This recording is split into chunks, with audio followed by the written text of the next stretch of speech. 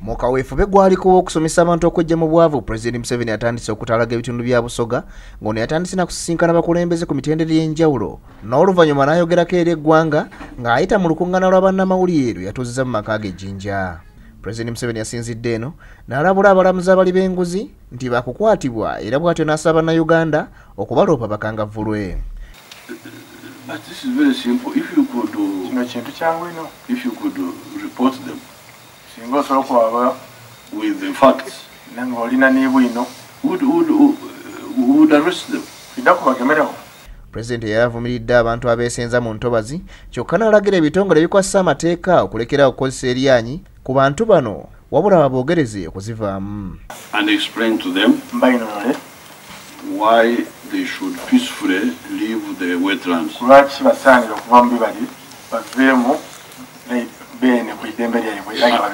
And then we shall get a better use of the Bibali. Ku nsonga z'ettaka erisangibwa enjeru ebyalo ebisoba mu 10 gye byolekedde okusengulwa, Pulezidenti alagidde minisita omubeezi w'ebyettaka Pasesi Namuganza okugenda enjeru akole ku nsonga eno. Ono era awadde abalimi b'ebikajjo amagezi okubaako ebintu ebirala bye balima kuba ebbeeyi y'ebikajjo ebasoomooza ensangi zino talina kyayinza kugikolera. The youth programs, the ones I started in Kampala, the ones I'm going to start here are going to be even more than the ones I started in Kampala. So it's not just Kampala was